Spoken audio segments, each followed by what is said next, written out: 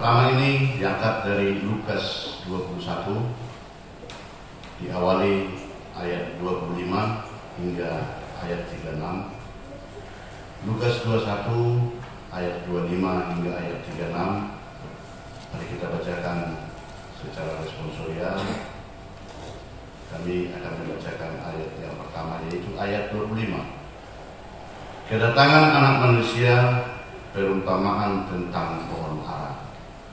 Dan akan ada tanda-tanda pada matahari dan bulan dan bintang-bintang, dan di bumi bangsa-bangsa akan takut dan bingung menghadapi deru dan gelora laut.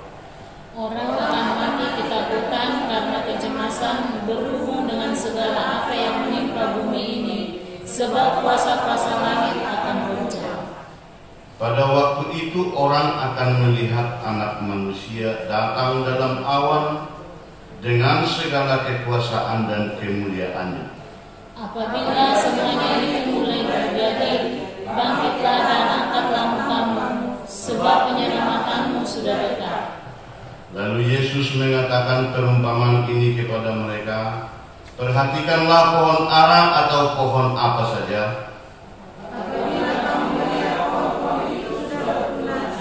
Kamu tahu dengan sendirinya bahwa musim panas sudah dekat. Demikian juga, jika kamu melihat hal-hal itu terjadi, ketahuilah bahwa kerajaan Allah sudah dekat. Aku berkata kepadamu, sesungguhnya angka ini tidak akan berlalu sebelum semuanya terjadi. Langit dan bumi akan berlalu, tetapi perkataanku tidak akan berlalu. Supaya hatimu jangan selalu serta kepentingan dunia, dan supaya hari Tuhan jangan tiba-tiba jatuh ke atas dirimu seperti Sebab ia akan menimpa semua penduduk bumi ini. Berjaga-jagalah senantiasa sambil berdoa, supaya kamu beroleh kekuatan untuk luput dari semua yang akan terjadi itu, dan supaya kamu tahu bila dapat manusia. Demikian firman Tuhan, kita nyanyikan firman Tuhan kehidupan.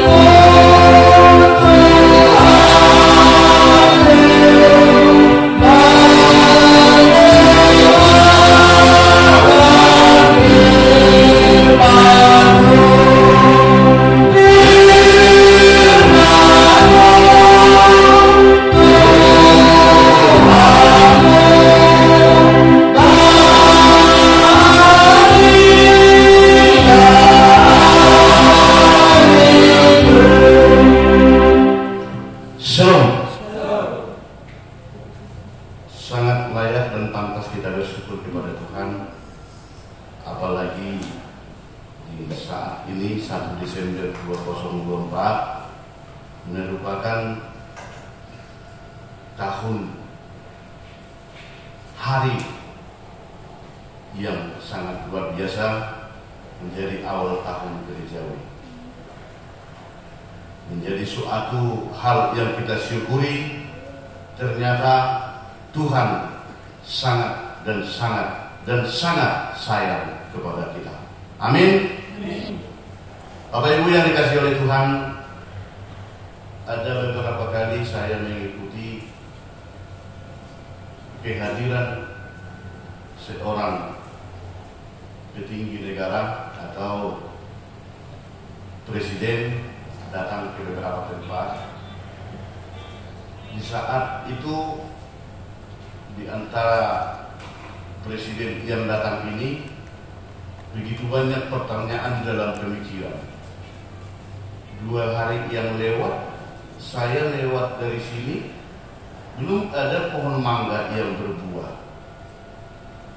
Seminggu yang lewat, di sini tidak ada pohon jambu yang berbuah. Kemarin saya lewat dari sini, di sini belum ada pemondokan untuk tempat santai. 3 hari yang lewat saya lewat dari sini, ini pada banyak, maaf, kubangan kerbau di jalan ini. Kenapa hari ini bisa begitu mulus jalan ini? Dan ada hiasan di pinggir jalan, pohon-pohon mangga yang berbuah, ada pohon rambutan, ada pohon pisang, dan bervariasi. Begitu banyak itu tempat-tempat yang sejuk dan nyaman untuk tempat-tempat duduk dan bersantai.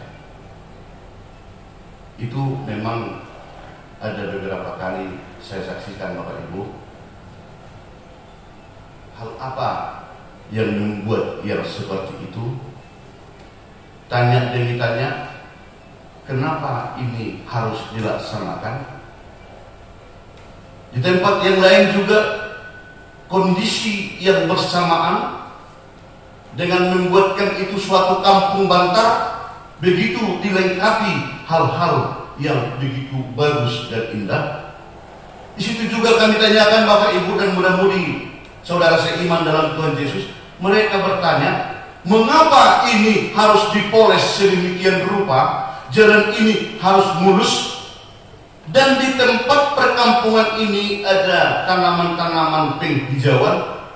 Jawab mereka, karena LI1 mau datang, kami bersuka cita, sehingga kami seluruh warga di tempat ini bersama dengan instansi-instansi terkait yang ada di lokasi ini bergotong royong membuatkan suatu persiapan yang menunjukkan sukacita menyambut kehadiran daripada kepala negara.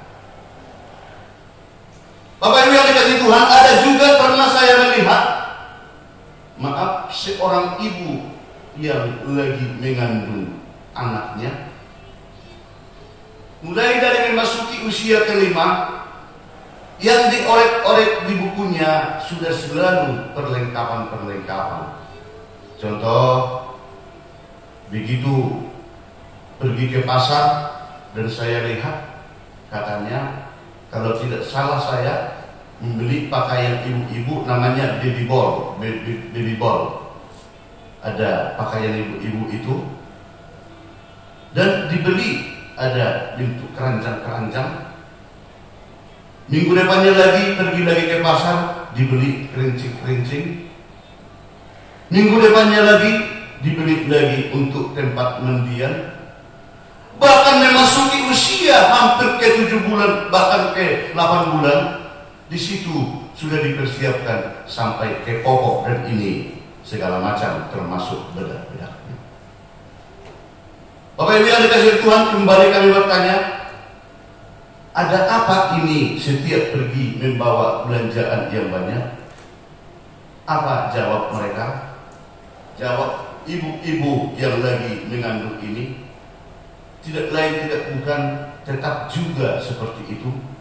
Di hati saya ada sukacita, maka menyambut sukacita yang akan terjadi kepada diri saya dan keluarga saya, membuatkan suatu persiapan sesuai dengan kemampuan saya dan keikhlasan saya. Itu 2 kisah nyata yang terjadi, yang saya pernah pertanyakan di beberapa waktu yang lewat, Bapak Ibu dan mudah-mudahan. Dan sekaligus kira-kira seperti itulah minggu atau saat kita di saat ini juga yang dikatakan Advent pertama. Advent pertama. Adventus itu dari bahasa Latin yang artinya kedatangan. Adventus artinya kedatangan. Siapa yang mau datang itu, dan apa yang terjadi kalau memangnya itu datang. Yang mau datang itu adalah Mesias, sang penyelamat, sehingga muncul suatu kebahagiaan dan sukacita terhadap orang yang mempercayainya. Adakah yang tidak mau peduli terhadap kedatangan daripada pemimpin negara yang tadi, dari cerita yang kami ceritakan tadi? Ada, Bapak Ibu. Tidak mau tahu orang bergotong royong pun membuatkan suatu apa persiapannya, tetapi dia malah menyingkirkan dirinya pergi ke kebun atau pergi ke kantornya atau ke tempat dia bekerja. Hari ini Bapak Ibu, bersama dengan firman Tuhan yang diperhadapkan kepada kita, seperti halnya yang kita bacakan itu tadi, pernah saya selalu bertanya-tanya, biasanya kalau Advent itu ada 4. Advent pertama, kedua, ketiga, dan keempat. Yang bisa dikatakan di lingkaran itu terjadi bahwa kalau sudah mulai Advent, berarti kita sudah terbayang Natal sudah dekat. Natal sudah akan tiba. Rata-rata seperti itu Bapak Ibu. Dan beberapa tahun yang lewat, waktu masih muda-mudi pun bergereja, saya mempelajari dan saya mendengarkan seperti ini nats khotbah. Apa hubungannya di Advent pertama ini? Seperti ini firman Tuhan yang akan dikumandangkan atau dipasahat akan sibuan jenita di hari Minggu di Advent pertama, kedua, dan selanjutnya. Ternyata Bapak Ibu, yang menjadi suatu jawabannya bukan dipersalahkan firman yang sudah ditetapkan itu tadi menjadi bahan khotbah untuk Advent pertama. Ternyata tidak bisa dipersalahkan. Karena kenapa? Ini merupakan suatu jawaban yang begitu akurat. Ini berlatar belakang di Advent yang dikatakan itu tadi adalah suatu kondisi di Yerusalem, rumah ibadah, gereja yang begitu mewah, yang begitu kokoh, dan begitu sangat indah. Di saat itu, itulah detik-detik terakhir Yesus mengajari terhadap murid-muridnya. Di saat itulah Yesus mengatakan bahwa bangunan yang begitu mewah dan kokoh ini akan runtuh. Bahwa bangunan yang begitu indah ini akan runtuh. Apa yang terjadi Bapak Ibu? Saya yakin kalau kata-kata ini pun dikatakan di HKBP Kota Baru sana, kalau ada seseorang yang berani mengatakan itu, gereja ini akan runtuh. Padahal pondasinya pun begitu kokoh, bangunannya pun begitu mewah, dindingnya pun begitu situasi yang sangat dibanggakan. Ternyata kalau ada orang yang mengatakan bahwa bangunan ini merupakan suatu gereja yang bisa dikategorikan terbesar di Asia Tenggara, ini akan runtuh dan roboh. Kalau ada yang mengatakan seperti itu, saya sendiri atau kita pun saya yakin akan bertanya, kenapa bisa terjadi? Apa hal kok bisa runtuh itu? Kira-kira seperti itulah Bapak Ibu pertanyaan daripada murid-murid Yesus, karena Yesus mengatakan bangunan yang begitu mewah yang di Yerusalem itu akan runtuh. Seperti ada yang kita katakan tadi, dan akan ada tanda-tanda pada matahari dan bulan dan bintang-bintang, dan di bumi bangsa-bangsa akan takut dan bingung menghadapi deru dan gelora laut. Orang akan mati ketakutan karena kecemasan berhubung dengan segala apa yang menimpa bumi ini, sebab kuasa langit akan goncang. Pada waktu itu orang akan melihat Anak Manusia datang dalam awan dengan segala ketakutan dan kemuliaannya. Dari sini juga jelas Bapak Ibu bahwa yang dikatakan di Advent pertama, kedua, dan ketiga, dan keempat ini tadi bukan hanya sekedar kita memeriahkan, melaksanakan suatu kondisi, membuatkan keramaian atau membuatkan suatu atraksi atau membuatkan suatu keikhlasan kita menyambut kelahiran Tuhan Yesus. Ternyata berdasarkan daripada khotbah kita saat ini, bukan hanya itu yang dikatakan, makanya dikatakan itu Advent, tetapi yang kita diperintahkan oleh khotbah saat ini adalah supaya kita betul-betul mempersiapkan diri untuk kelahiran Tuhan Yesus kedua kalinya. Supaya kita betul-betul melaksanakan suatu hal-hal apa yang sangat penting, karena itu harus terjadi. Harus terjadi bahwa kedatangan Tuhan Yesus yang kedua kali akan terjadi. 2 minggu yang lewat dan hari Minggu yang lewat, terlepas kapan itu Tuhan Yesus mau datang, kapan itu akan kita diperhadapkan bertemu dengan Tuhan Yesus, yang dikatakan di hari kiamat itu tidak bisa kita jawab kapan akan terlaksana.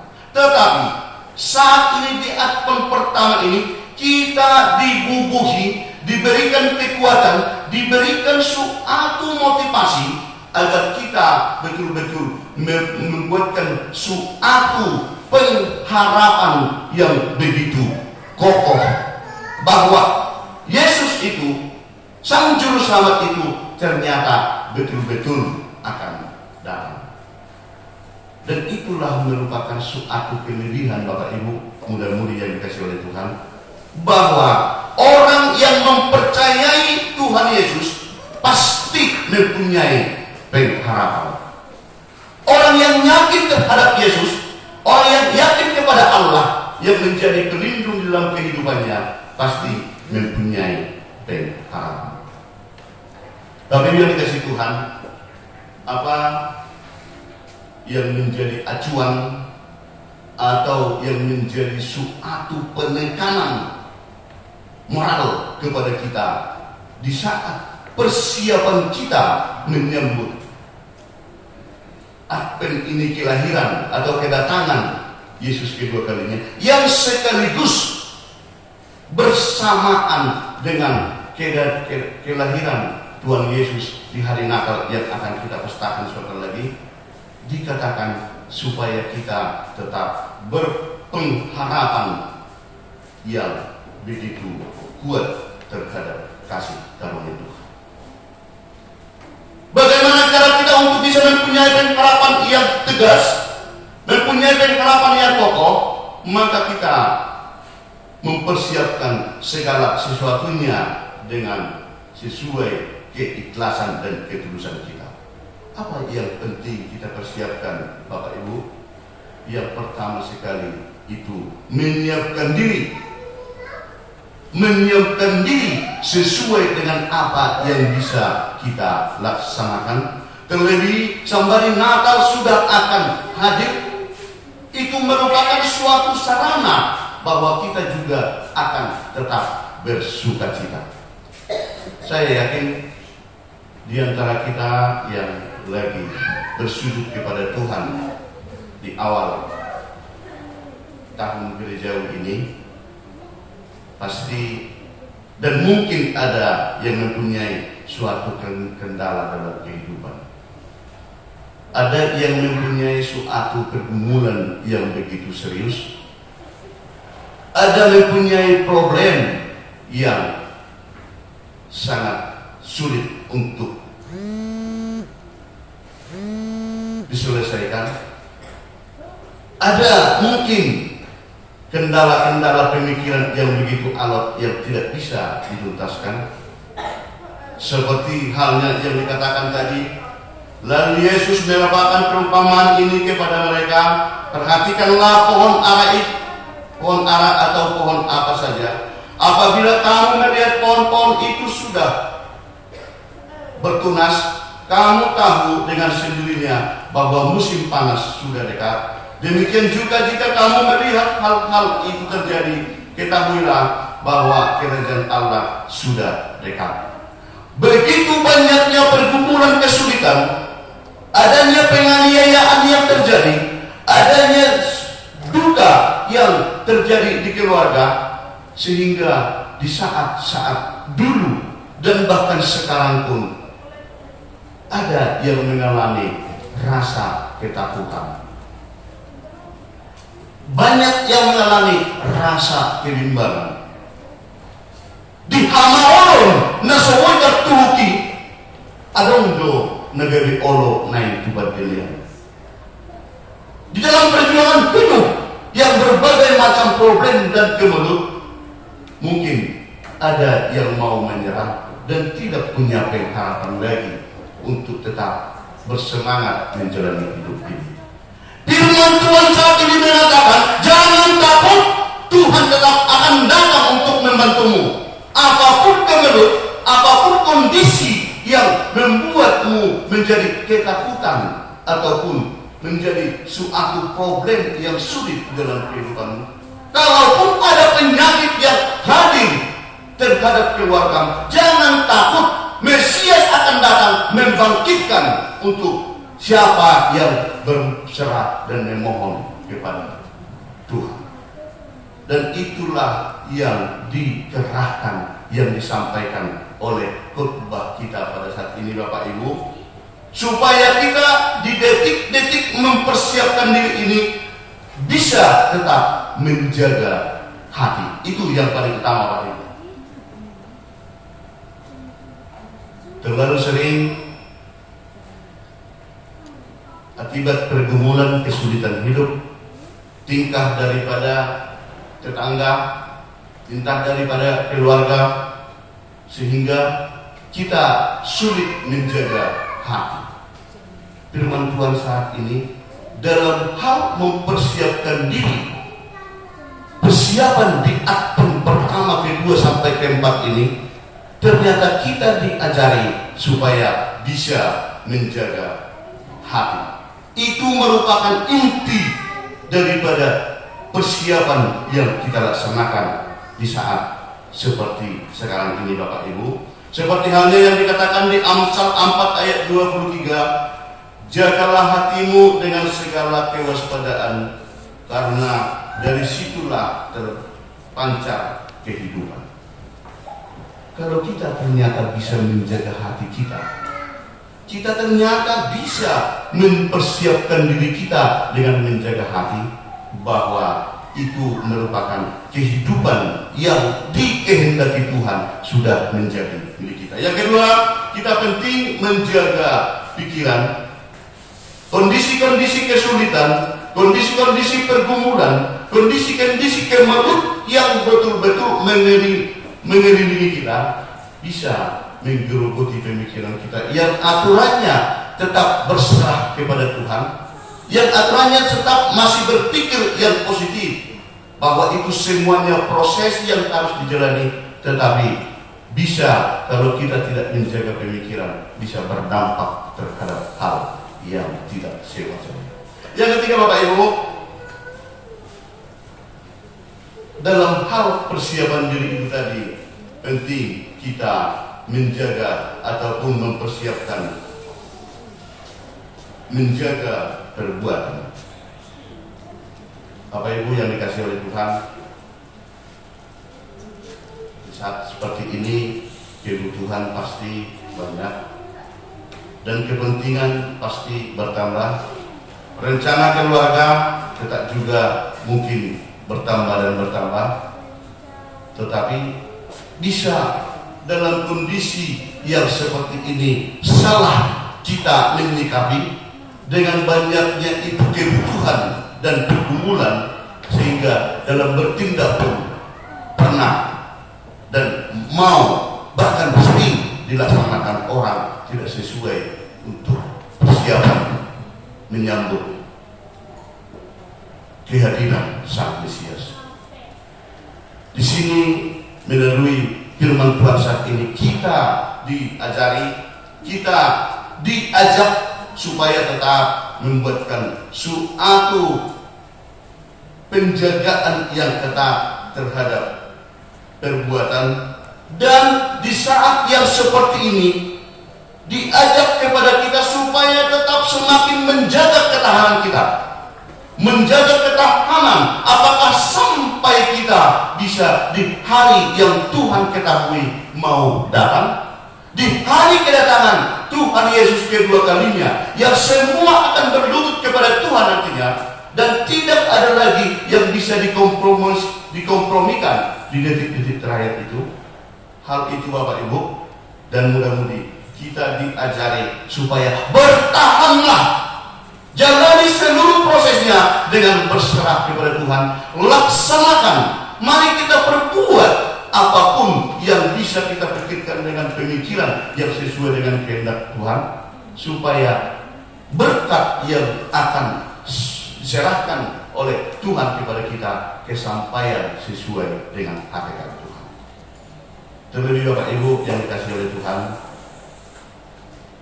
di hari Minggu yang akan datang tanggal 8, kuasa Tuhan tetap diberikan terhadap siapa yang ikhlas, siapa yang seturutnya, yang mengakui di dalam kehidupannya, hanya kuasa Tuhan yang membuat saya tetap bisa hidup hingga detik ini. Hanya kuasa Tuhan yang bisa menyertai seluruh generasi atau anak-anak dan keluarga kami.